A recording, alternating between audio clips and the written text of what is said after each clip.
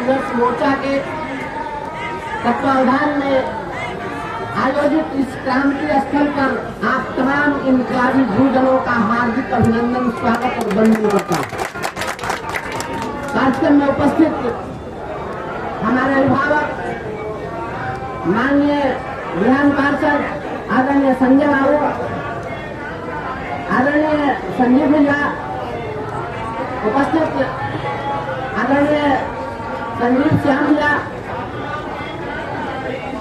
यहाँ गुलाम गौस साहब मोटे अभिभावक यहाँ उपस्थित है, आप तमाम नेतृत्वकर्ता गुरुजन साथियों, पत्रकार बंधुओं, कल भी यहाँ हम लोग आए थे डिग्री कॉलेज के वित्त रहित गुरुजनों के आंदोलन के समर्थन में।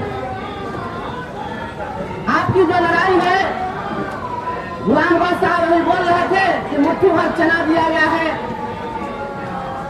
इस चना में भी जो मुट्ठी भर चना दिया गया है वह चना भी कहाँ सही से मिल रहा है लोगों को। ये चना भी तो संस्थानों के जो प्रबंधन समिति है और जो व्यवस्था है उसके द्वारा हमारे गुरुजनों को वह भी सही से नहीं मिल पा रहा है। यह वित्त रहित शिक्षा नीति बिहार का कलंक है, बहुत बड़ा खोर है और यह समाप्त होना ही चाहिए। इनकलाब जिंदाबाद, इनकलाब जिंदाबाद, वेतन दो, वेतन दो।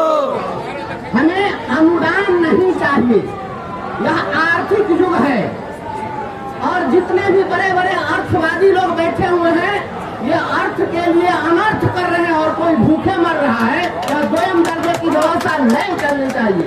इस आर्थिक युग में आप गुरुजनों को, जिन्हें राष्ट्र निर्माता कहा जाता है और ईश्वर से ऊंचा स्थान जिन गुरुजनों को प्राप्त है, आप उनके लिए अनुदान की बात करते हैं। क्या हम सभी भिखमंगा हैं, आपसे भिक्षा मांग रहे हैं? ये ज्ञान पथ को दुरुस्त करने वाले कारीगर हैं। ईश्वर के पास में वह ताकत थी तो ईश्वर ने इस सृष्टि की रचना की, लेकिन ईश्वर के पास भी इतना ही कौशल था कि वह मिट्टी का पुतला बना सकता था। जिस रूप में इंसान जन्म लेता है, अगर कोई शिक्षक न हो तो वह पशु के समान रह जाए या पशु से भी बदतर रह जाए। इसलिए गुरुजनों को वह कौशल देकर भेजा कि जो कौशल हमें प्राप्त नहीं है, जो काम हम नहीं कर सकते, वह आप करो। और गुरुजन इस समाज में, इस देश के अंदर इसी के लिए पूजित और सम्मानित है। इसीलिए राष्ट्र निर्माता इन्हें कहा जाता है और ईश्वर से ऊंचा स्थान दिया जाता है, क्योंकि ईश्वर के पास इतना ही कौशल था कि वह अनगढ़ हीरा बना सकता था, लेकिन शिक्षकों के पास वह कौशल था कि उसको तराश कर कोहिनूर बनाने का काम करता है। और ऐसे गुरुजनों को अगर वित्त रहित नीति के माध्यम से शोषण किया जाता है, इससे बड़ा दुर्भाग्य कुछ हो नहीं सकता है। बिहार में 3000 से अधिक प्राथमिक विद्यालय इसी सरकार ने बंद किए हैं और इसलिए बंद किया क्योंकि प्राथमिक विद्यालय खोलने के लिए इन्हें जमीन नहीं मिल सकी। प्राइमरी स्कूल खोलने के लिए इनके पास 2 कट्ठा जमीन उपलब्ध कराने में विफल हो रहे हैं और जिनके पास में एकड़ के एकड़ जमीन उपलब्ध है, इंफ्रास्ट्रक्चर उपलब्ध है और वहाँ काम करने वाले गुरुजनों को फाका कसी में जीना पड़ रहा है। उन्हें अपनी आजीविका का संकट उनके सामने खड़ा है।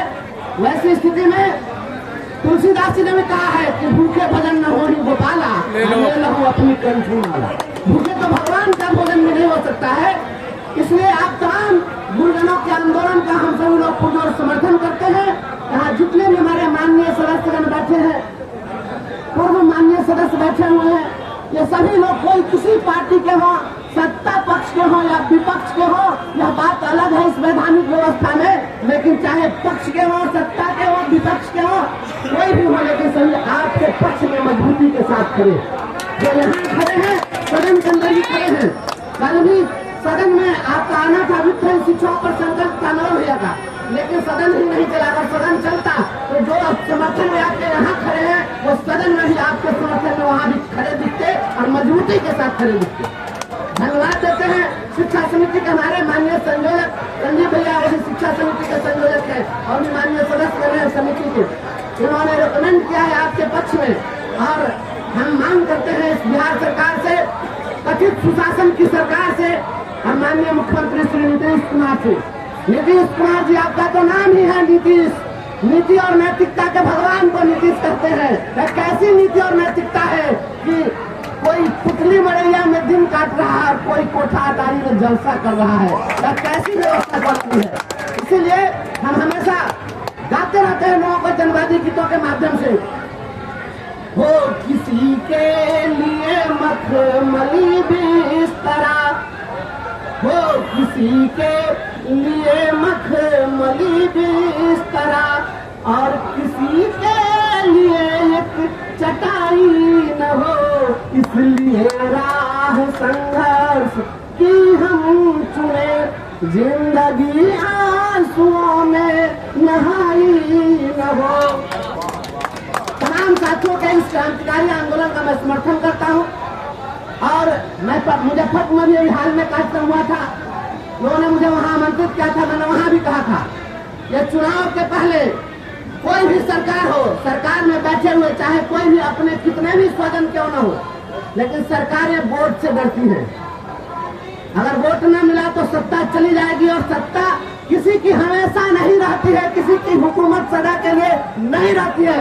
इसलिए सत्ता में बैठे हुए लोगों को गुमान नहीं होना चाहिए, किसी को भी गुमान नहीं होना चाहिए।